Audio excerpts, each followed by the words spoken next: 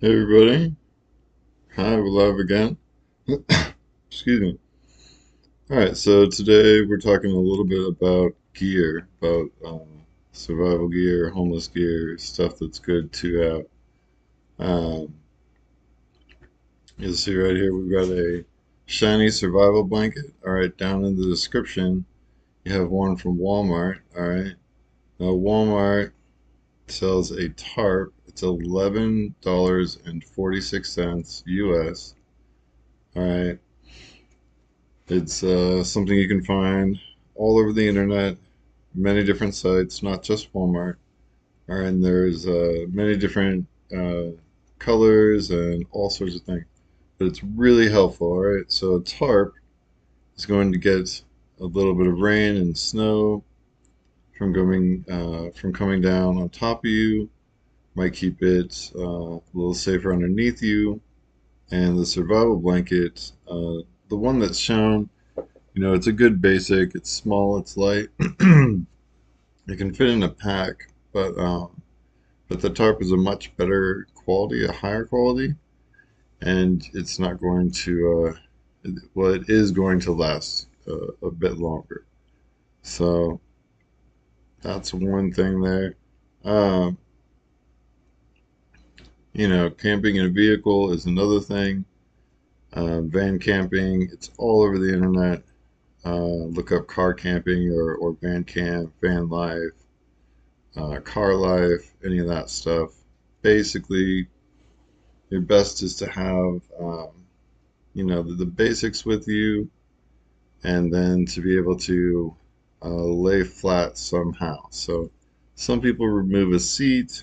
That's a little aggressive, but it works really well if you have like a super small compact vehicle.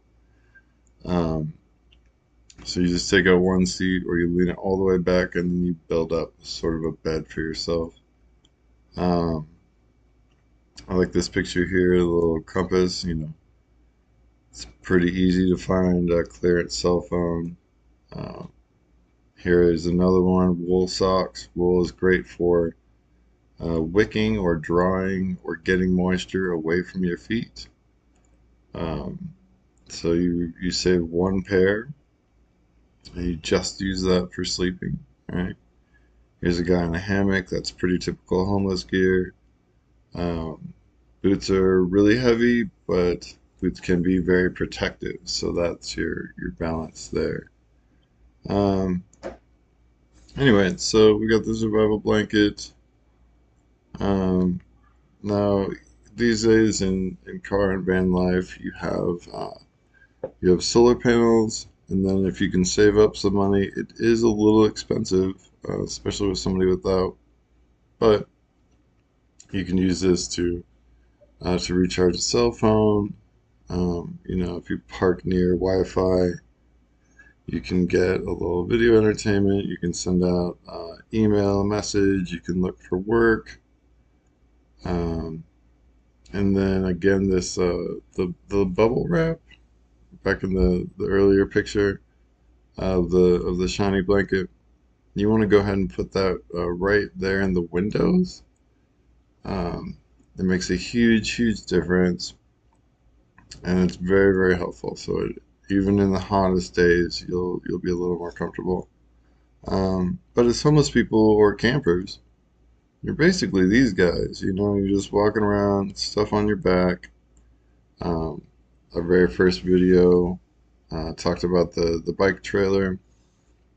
Having a bicycle from a free place is really helpful. There are often there's a charity that will, like with a school or with a church or just a regular charity that lets you put together or work on a bike. It's a big deal, and from walking to biking, you have a lot greater distance, so there's more things you can see. You can strap something on to your bike, um, and you can carry a lot with a bike trailer. Um, yeah, here's another one. So basically in the homeless community, you've seen at one point in movies or TV or out somewhere, you've seen somebody with a cart. Um, it doesn't, it doesn't cost a whole lot. Sometimes it's, let's be honest, it's something that somebody took or whatever, and that has a cost for the store. Um, some places are very stringent about it, some places are not. But the fact is that it carries a whole lot of stuff. You could never carry all of this with you without something like this. So, I don't know if there's programs that like maybe refurbishes old shopping carts and then gives those to the homeless. That's an idea. Um, but you can see there's just a ton of stuff on that cart there. So let's see what else we got. Um, again, camping versus homeless, there's a lot of similarity. It's basically the same thing. So you're going to basically need these things at some point. You'll need some food, you'll need some sort of communication. Um, you may have a gas-powered bike, right? Or you may have a vehicle that you're staying in. It's nice to have some lodging, wind and rain and snow. One of the reasons why car camping is, it's 100 times better, um, than just being outside because you do have wind shelter and then weather shelter as well. Um, hospitals, occasionally something will happen. Excuse me. Um, it's better to be in a group of trusted people. It's a little bit better survival. But hey, if you don't have anybody to trust, then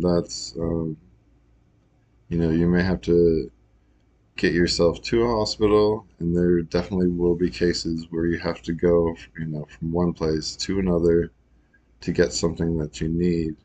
Um, and the last one's camping there. Well, basically, what I ended up having was a day bag and a night bag when I did the homelessness as well. So my night bag had, like the sleepy bag a second ago, had a foam pad, had a tarp, had the wool socks that we see here, um, a water bottle, a flashlight, um, some sort of cord. Excuse me. You see the tent there is held down. The front of that, the entryway. You have the cord of the cable. Um, you know, if you see some discarded trash on the side of the road, generally people aren't going to be concerned, so they're not going to be upset that you know, took out some of the trash. Just don't leave a bigger mess, and make sure that it's available, right? So don't, dig through people's items that they do want to keep. The trash is kind of an open game, and reduce, recycle, and reuse. The old recycle symbol. It's a reuse. It's a big thing, and it's also a huge survival thing. So, but this is typical, for a homeless outdoor area. You'll have a couple people together in an ideal spot, right? So you have to be within some traveling distance of the city or the place that you're staying in, um, to give you access to food and to restroom and to day labor, to the thrift store where they do clothing vouchers. Um, so Salvation Army will do a couple times a year. You just go in and you sign up, and they put you in the system. And I think it's 2 outfits. So basically, what I ended up doing, it will go. Um, I'm still figuring out this slideshow, so I had a whole I had a whole bunch of pictures. and I don't know if it's I don't know what it is, and we'll get it, but um, I couldn't open up or display a whole bunch of these images, so we'll just let this go ahead and play a little bit here. But it's nice to have. So you see they're wearing the camouflage pants, right? So old military stuff. Almost always there is a pair of military something, right? That gear was created for military, for armed forces, and they last a long time. Really great for survival stuff. You can take a pair of pants, you can cut them off into shorts if you want to. Um, like I said, I'll go into this deeper, but what I ended up doing was those real thick quilted overalls, right? Um, so like the worker guy, overalls. It's a really tough material. They work pretty great as a snow pant. Not super great in the rain, but not so bad. All right, so you can have, I say either those or snow pants themselves, but make sure the snow pants are water resistant or waterproof, so that you can use them in the rain time and not. Um, but it's nice to have those, and then for the very cold weather, oftentimes you may have to look several times a year just to get one. But I suggest a hooded down feather jacket. So unless you're allergic, um, a down jacket plus those overall pants, super helpful. And you can go up a size in both the jacket and the pants. And in some cases, it's actually better. So you can have a complete, outfit on underneath, and those are your two pieces of outer gear. But it's indispensable, to be honest with you. It's just perfect. It's wonderful. Um, I ended up with four pieces of clothing and a rain set. So like the plasticky stuff, super light, super thin. You just roll them up, and you're about yay big, about the size of that sleeping bag there. Um, but the down jacket, the overalls, that's your winter weather. In extreme winter weather, you are going to want to have wool socks. You definitely want to have gloves. You want to have like a knit wool cap, the full face mask. Again, super helpful. Um, and then the rain set's really easy. It's just a top and a bottom that won't let rain soak through. If you're in a pinch, always, the contractor or leaf, lawn and leaf, lawn and garden type bags, very, very thick. You could put it on upside down, poke two little holes for your arms, poke one for your head, and now you have a little bit of a parka. If you're lucky enough to get the military rain parkas or raincoats, they're super helpful. They go way, way past your knees. Some of them are really great material. The materials are different, depending on which style. But um, and then I just wore like a beach style tank top and board shorts or swimming shorts. The like the surfer guys or whatever. Um, so you can wear those two tops. It's very little material. You can, wash them and dry them pretty quickly, really easily. So that's your summer set, jacket, overall. That's your winter set. And you can carry all four pieces of clothing in one bag and not go too far, too heavy. The other thing that overalls are nice for is a little padding. So you can wear that underneath you, and you can. I always get the jacket with the hood, right? The down jacket with the hood, so you can roll up, fold in, and roll up um, the jacket inside of the hood itself. Tie the little necktie, and now you have a pillow. So it's pretty nice. You can use like a foam sleeping pad or the inflatable air mattresses, those types of things. It's really about, can you carry this with you every single day? Can you have it on you? and still get all the things that you want done? Do you have the room in the bag? So size, the size of your bag matters. Can you carry that without it being too heavy? And then, can you, like in here, can you clip stuff on the side of it? Again, that's why I really recommend the bicycle trailer or the kit carrier, um, because you can have all this stuff in there. You don't have to have a storage unit, so there is no monthly cost there. It's just the one-time fee and some basic, bike maintenance, and then some worries about locking it up and tying it up. You can get there. There's certainly ways to do that, and um, so it's some communities, some homeless communities, they don't mess with people's things or their survivable things.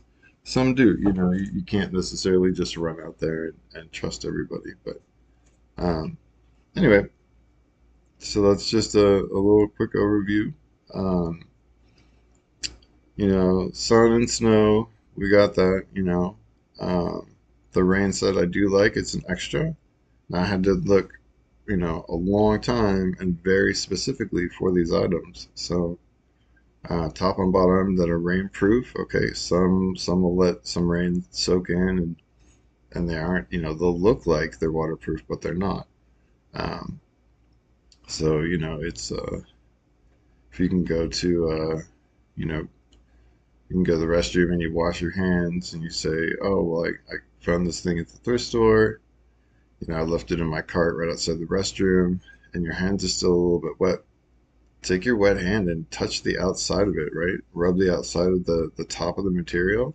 So it would be as if the same thing as having rain, and see if it soaks into the material or it beads up. What you want is those little droplets of water. So if it soaks in, you're not waterproof, all right? Now that may help protect some wind, but um, honestly, board short, t-shirt, or like the beach style tank top, excuse me. Um, that'll cover every warm day, right? You can put the rain stuff on or off, and the snow stuff can go on top of those clothes, and they can be like your undergarment or whatever. Um, the other reason the board shorts are really nice is if you can clean every once in a while, it replaces somewhat the need for underwear.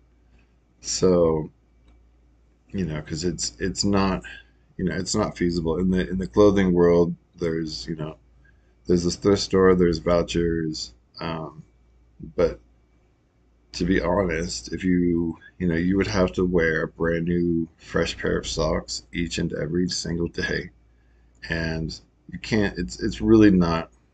It's not worth it to wash them, right? Because you don't have the money for laundry. Sometimes you can get a voucher though, and somebody will, they'll help you out with that, so you can go do some laundry. Um, the only socks that I found to be of any value at all were like the super thin little quarter socks, because you can wash that really quickly, in a sink where you're washing your hands. You're not doing your laundry in there. It's not piles of clothes. It's just like one little sock. And if it's hot outside, that works. I wore little leather low cut shoes, right? So like an all leather, and you'll have to try. They also make like sandals and stuff, but you have to find something that's comfortable. But I was able to wear those. I wore a pair of those leather shoes all year without socks, and because the leather was really quality, I got them at a thrift store. Um, my feet didn't even stink at all the entire year, and they worked out. I could walk regular sidewalk. I could walk out the wilderness. I could, even walk around in the rainy season, just full on, completely soaked, and it was never an issue. So, um, thanks again. If there's any questions that you have or comments, let us know. Subscribe, like, comment, share. Let us know. Let us know that what we're saying is interesting to you, and hopefully we'll be able to get this all done, and See if we can't fix this problem. All right.